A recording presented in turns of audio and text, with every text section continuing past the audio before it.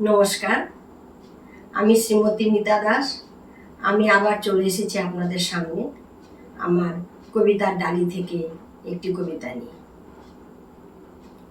কবিতাটির নাম বাড়িটা খুঁজছি। এর সারাংশ আমরা মেয়েরা আমাদের নিজস্ব কোনো বাড়ি নেই, লাস্ট জীবন পর্যন্ত আমাদের নিজেদের বাড়িটাই খুঁজতে হচ্ছে। এই হচ্ছে কবিতাটা। ছোট থেকে মায়ের মুখে শুনেছি বাপের বাড়ি নাকি মেয়েদের নিজের বাড়ি নয়।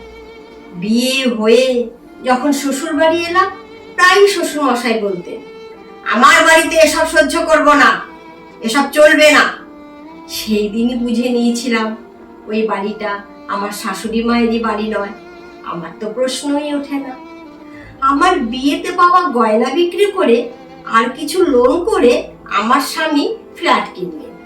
আমি মনের মতো করে সাজালাম, ভাবলাম আমার বাড়ি।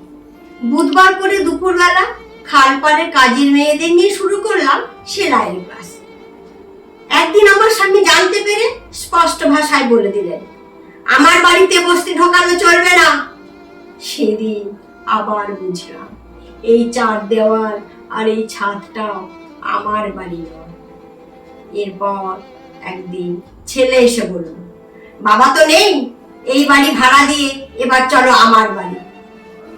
মনে মনে হাসলাম। তারপর একটু থমকে কাউকে কিছু না বলে বেরিয়ে পড়লাম পথে। হয়তো নিরুদ্দেশের বিজ্ঞাপন বার হবে, কিন্তু জানেন আমি নিরুদ্দেশ নই। আমি নিরুদ্দেশ নই, আমারও উদ্দেশ্য আছে।